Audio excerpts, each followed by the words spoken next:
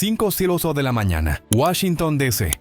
Un diplomático extranjero desenmascarado, 27 contenedores diplomáticos sellados, $38 millones en efectivo, cargamentos valorados en 620 millones moviéndose bajo inmunidad. Esta es la infiltración diplomática más peligrosa jamás descubierta en suelo americano.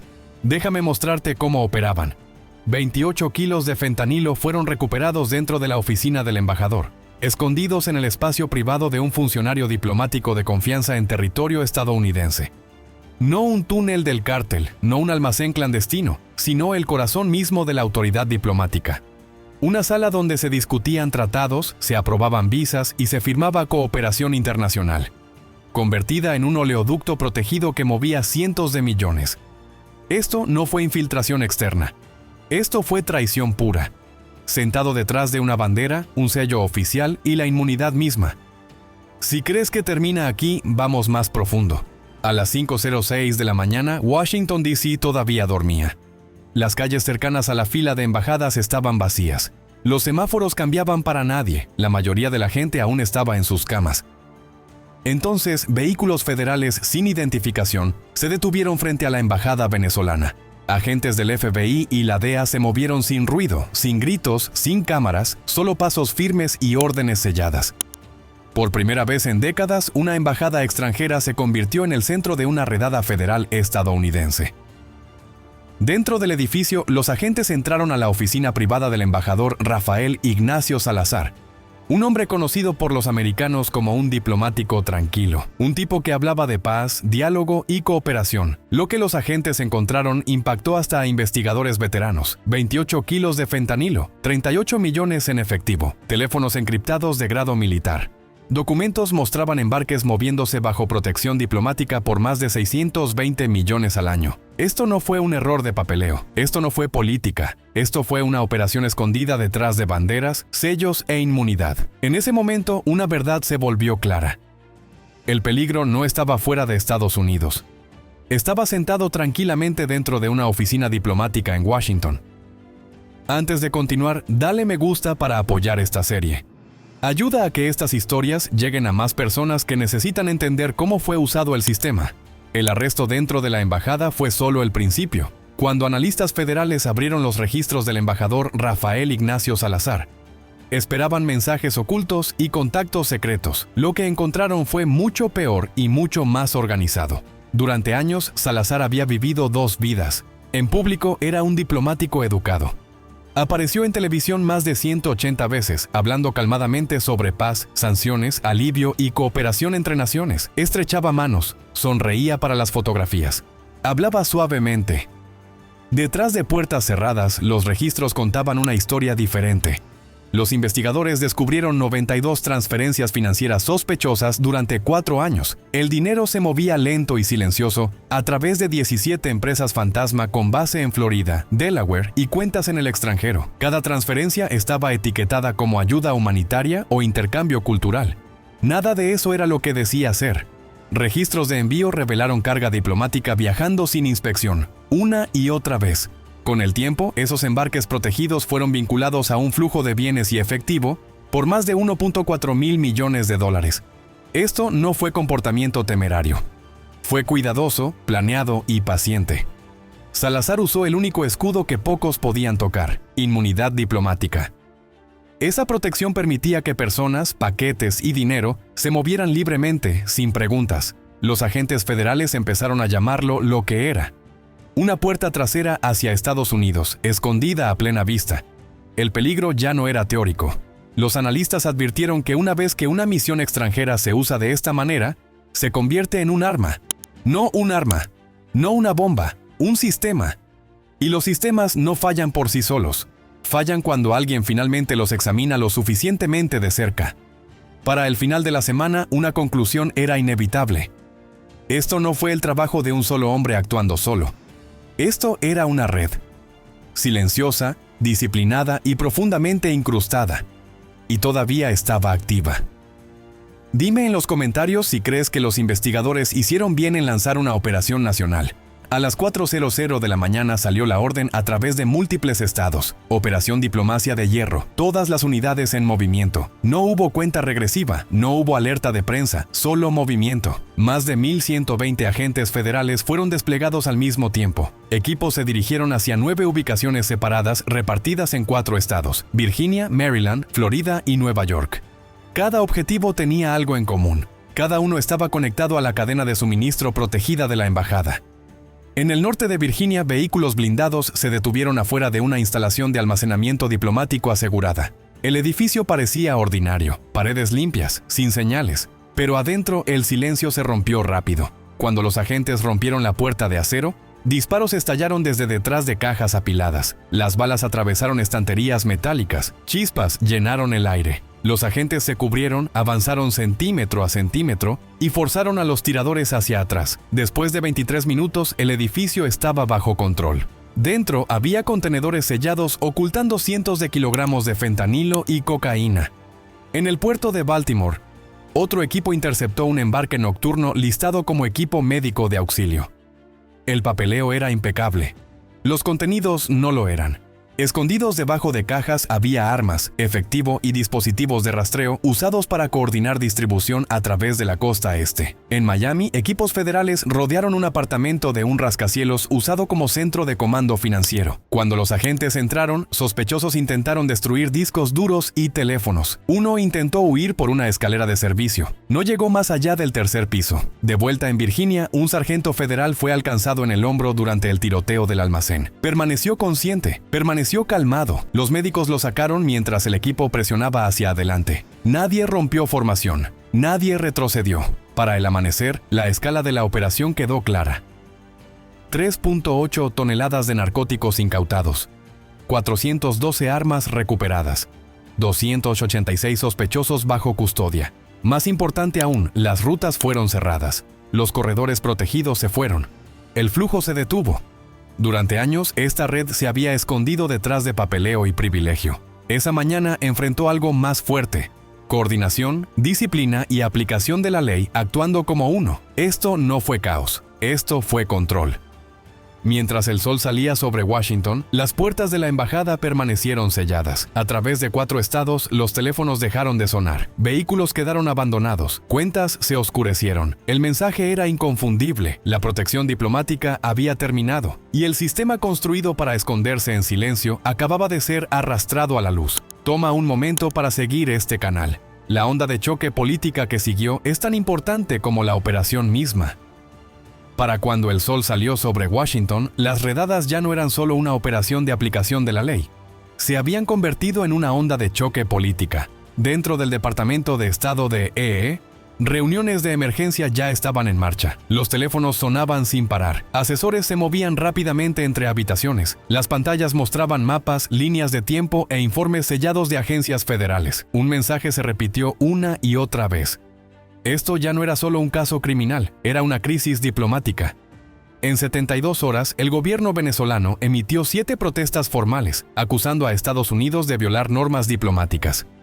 Funcionarios en Caracas llamaron a la operación un acto de hostilidad y exigieron explicaciones. Los medios estatales enmarcaron la redada como persecución política. La respuesta de Washington fue medida, pero firme.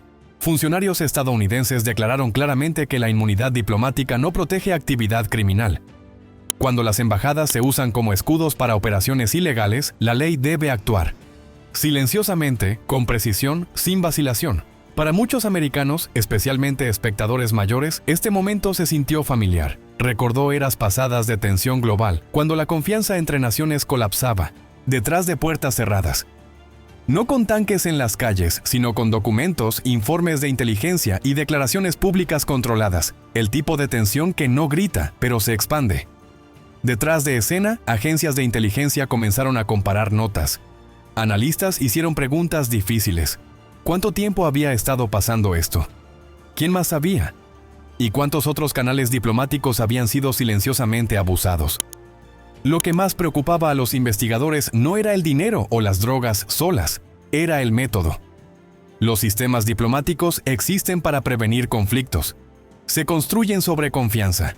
Cuando esa confianza se usa mal, el daño alcanza mucho más allá de las fronteras. En este caso, analistas federales confirmaron que embarques protegidos habían pasado por puertos y carreteras de EEU durante años sin inspección, sin alarmas, sin retrasos. Todo parecía legítimo en papel. Esa realización cambió el tono de la investigación. Esto ya no se trataba de un embajador o una embajada. Se trataba de una vulnerabilidad dentro del sistema internacional mismo. Aliados fueron informados. Advertencias silenciosas fueron enviadas. Instituciones financieras fueron alertadas para congelar cuentas relacionadas. A través de agencias gubernamentales, una sola preocupación tomó forma. Si la diplomacia puede ser militarizada tan silenciosamente, entonces la seguridad no puede depender solo de la tradición. Para el final de la semana, Washington había dejado clara su posición. No en discursos, sino en acción. La ley vendría primero, la transparencia seguiría, y la inmunidad no significaría invisibilidad. La relación entre Estados Unidos y Venezuela entró en su fase más frágil en décadas. Las conversaciones se estancaron, los canales se estrecharon. La confianza, una vez dañada, se volvió difícil de restaurar. Y para el público americano, una dura verdad se asentó. Cuando el poder se esconde detrás de banderas en lugar de leyes, incluso la paz puede convertirse en una cubierta. La pregunta ahora no era si el sistema había fallado. Era cuánto de él tendría que cambiar para evitar que esto volviera a suceder. Mientras el shock diplomático se asentaba, la investigación se movió a su fase más perturbadora. Esto ya no era sobre una embajada o un embajador. Lo que los analistas federales descubrieron apuntaba a algo mucho más grande y mucho más peligroso. Pieza por pieza, la evidencia comenzó a formar un patrón. Registros bancarios revelaron 312 cuentas vinculadas directa o indirectamente a la red. Muchas estaban registradas bajo organizaciones sin fines de lucro y grupos humanitarios. En la superficie financiaban ayuda alimentaria, embarques médicos y programas culturales. En realidad, movían dinero silenciosamente, regularmente y sin escrutinio. Los investigadores identificaron 61 individuos clave conectados a la operación. Algunos trabajaban en logística, otros manejaban finanzas. Unos pocos operaban dentro de instituciones destinadas a proteger el interés público. Ninguno parecía violento, ninguno se veía sospechoso. Ese era el punto. Este sistema no dependía del miedo, dependía de la rutina. Documentos de envío mostraron que carga diplomática protegida había viajado por puertos americanos durante años. Camiones cruzaban líneas estatales sin inspección. Almacenes operaban bajo exenciones legales. Todo seguía las reglas excepto la verdad. Los números eran imposibles de ignorar. Durante una década, los analistas vincularon las líneas de suministro de la red a decenas de miles de casos de sobredosis a través de múltiples estados. Los hospitales vieron el daño mucho antes de que los investigadores vieran la causa. Familias enterraron a seres queridos sin saber nunca dónde había entrado el veneno al país. Para americanos mayores viendo esta historia, la realización fue dolorosa. Muchos recordaban un tiempo cuando sellos oficiales significaban seguridad, cuando el papeleo significaba orden, cuando las instituciones eran confiadas porque fueron construidas para servir. Este caso mostró cómo esa confianza había sido usada como cubierta. Funcionarios federales lo describieron claramente. Esto no era un cártel escondiéndose del sistema. Esto era un sistema que había sido silenciosamente doblado para servir fines criminales. Una vez que las rutas fueron expuestas, la respuesta fue rápida. Instituciones financieras congelaron cuentas. Juntas sin fines de lucro fueron disueltas. Socios internacionales fueron notificados. El flujo de dinero se ralentizó. Luego se detuvo. Por estimaciones conservadoras, más de 1.9 mil millones en ingresos ilegales fueron cortados en cuestión de semanas. Pero el daño no podía ser revertido tan fácilmente. La confianza no regresa cuando las cuentas se congelan. Las vidas no se restauran cuando los almacenes se sellan. Comunidades afectadas por la adicción vieron las audiencias en silencio. No con ira, no con sorpresa, con reconocimiento. Habían sentido las consecuencias mucho antes de que la causa fuera nombrada. Para el final de la fase de investigación, una conclusión se elevó por encima de todas las demás. Esto no fue una falla de aplicación, fue una falla de supervisión. Y una vez que un sistema aprende que puede operar sin ser cuestionado, continuará hasta que alguien finalmente mire lo suficientemente cerca. El sistema había sido expuesto. Lo que quedaba era la tarea más difícil por delante. Decidir cómo reconstruir lo que había sido silenciosamente roto. Cuando las operaciones terminaron y los informes se desaceleraron, la historia no desapareció. Cambió de forma. Para muchos americanos, esto ya no se trataba de drogas, dinero o incluso gobiernos extranjeros.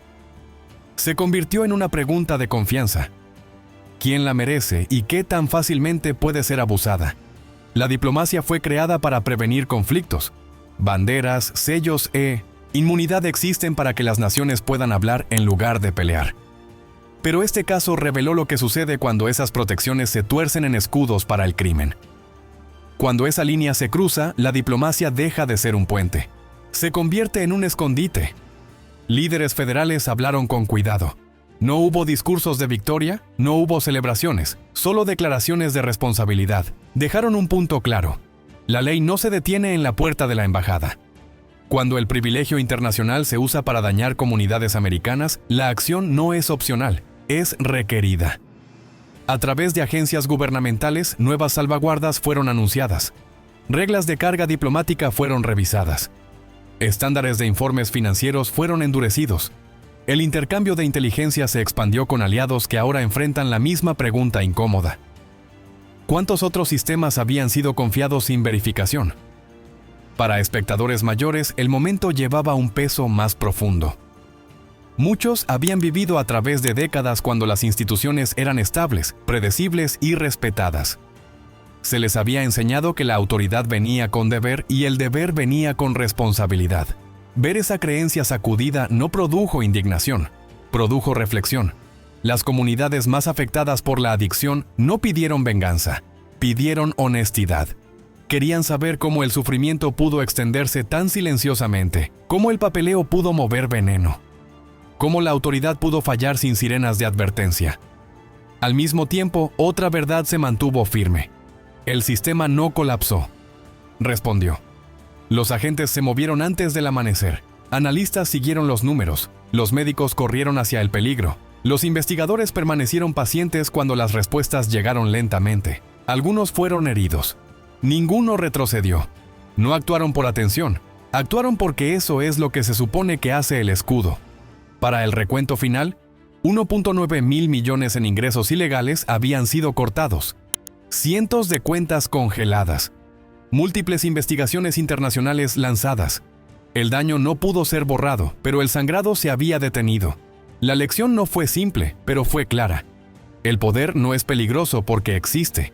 Se vuelve peligroso cuando se asume que es intocable. La confianza no se preserva solo por tradición. Sobrevive solo cuando es cuestionada, probada y defendida. La redada en la embajada terminó una red, pero su propósito más profundo era más grande que arrestos o incautaciones. Fue un recordatorio de que el silencio protege el mal, que la supervisión protege a las personas, y que incluso los sistemas más respetados deben responder a la verdad. Porque cuando la confianza se gana, fortalece una nación, y cuando se abusa, debe ser recuperada, calmadamente, firmemente y sin vacilación. La historia no terminó con sirenas, terminó con responsabilidad, y eso, al final, es lo que mantiene la luz encendida. Responsabilidad es una palabra que la gente usa fácilmente hasta que un momento como este los obliga a definirla. Cuando las redadas terminaron, las redes colapsaron y las puertas de la embajada fueron selladas, una pregunta final surgió a la superficie. ¿Quién permitió que esto sucediera? No en el sentido de culpa sola, sino en el sentido más profundo del deber. Un sistema de este tamaño no se rompe por un hombre y no se recupera a menos que la responsabilidad se entienda clara y honestamente. Para muchos americanos, especialmente espectadores mayores, este fue un capítulo doloroso. Crecieron creyendo que las instituciones protegían al público, que los controles y equilibrios fueron construidos no para decoración, sino para seguridad. Y sin embargo aquí, dentro de una misión extranjera en suelo americano, una operación criminal había prosperado silenciosamente, profesionalmente, sin ser detectada. Eso no sucede porque un diplomático toma una decisión. Eso sucede porque múltiples capas de supervisión fallan al mismo tiempo. La responsabilidad en este caso se desplegó a través de 3 niveles. La primera capa pertenecía al individuo que abusó del privilegio diplomático. El embajador Salazar usó la inmunidad no como protección sino como camuflaje. Sus acciones fueron deliberadas, sofisticadas y a largo plazo. Sus decisiones tuvieron consecuencias medidas no en dinero sino en vidas dañadas por la adicción a través del país. La responsabilidad personal comienza ahí, en el punto donde el deber fue reemplazado por la codicia y la lealtad reemplazada por propósito criminal. Pero eso es solo el comienzo. La segunda capa pertenecía a las personas y estructuras que permitieron la operación sin hacer preguntas. Cada embarque no verificado, cada transferencia no verificada, cada exención otorgada automáticamente. Todo apuntaba a un sistema que asumía que la diplomacia siempre era benigna. Esa suposición se convirtió en una vulnerabilidad. Esa vulnerabilidad se convirtió en un arma. Esta capa de responsabilidad no se trata de corrupción, se trata de complacencia. Cuando las reglas se confían en lugar de probarse, el peligro crece silenciosamente. Y luego vino la tercera capa, la que se extiende más allá de cualquier oficina individual. Responsabilidad compartida a través del sistema internacional. La diplomacia funciona porque las naciones creen que sus protecciones no serán abusadas. Cuando una misión viola esa confianza, el daño se extiende a cada embajada, cada tratado, cada negociación. La responsabilidad en este sentido se vuelve colectiva porque la falla no fue solo supervisión americana, sino un colapso en la expectativa global de que la inmunidad no se torcería en cobertura para el crimen. Los investigadores federales no señalaron con el dedo al público, no acusaron a comunidades. En cambio, hicieron una distinción que los americanos mayores entendieron bien. La responsabilidad no se trata de castigo. Se trata de protección. Se trata de asegurar que la misma falla no pueda suceder de nuevo. Se trata de ajustar los puntos débiles, examinar las suposiciones y reforzar las estructuras que fueron ignoradas durante demasiado tiempo. Al final, la responsabilidad cayó en los 3 niveles. Un diplomático que eligió la traición, un sistema que confió sin verificar, y un marco internacional que dependía del honor en lugar de la supervisión. Enfrentar esa verdad fue difícil, pero negarla habría sido peor. Porque la responsabilidad, cuando se acepta, se convierte en el primer paso hacia la reconstrucción de la confianza, y la confianza, una vez restaurada, se convierte en la base para una nación más segura. Una donde el silencio no protege a nadie y la responsabilidad protege a todos. Cuando los informes finales fueron archivados y la embajada quedó en silencio, la investigación cambió de descubrir hechos a entender significado. La pregunta ya no era qué sucedió, sino qué sucede ahora. Porque una vez que un sistema demuestra que puede ser doblado, la prueba real es si puede ser enderezado de nuevo. Para muchos americanos, este capítulo fue el más difícil de confrontar. Habían visto instituciones tambalearse bajo el peso de la confianza mal colocada. Habían visto cómo el silencio permitió que el peligro creciera. Y entendían algo que las generaciones más jóvenes a menudo pasan por alto. La responsabilidad no es un evento, es una práctica. Una nación se protege a sí misma no asumiendo lo mejor, sino preparándose para lo peor. Funcionarios federales, analistas y legisladores ahora enfrentaban una elección. Podían tratar esto como un escándalo aislado o como una advertencia. El camino más sabio, el que los espectadores mayores reconocieron, era la reflexión. Significaba revisar cada exención, cada canal, cada privilegio que se había dado por sentado. Significaba repensar lo que la protección realmente significa en un mundo donde el papeleo puede mover veneno y un sello diplomático puede esconder un oleoducto. Pero también había una verdad más profunda debajo de todo. El sistema no colapsó. Respondió. Los agentes actuaron. Los investigadores presionaron hacia adelante. La supervisión despertó. Esa respuesta fue imperfecta, pero fue real. Y demostró que la vigilancia todavía tiene un lugar en la América moderna. Lo que viene después definirá más que este caso.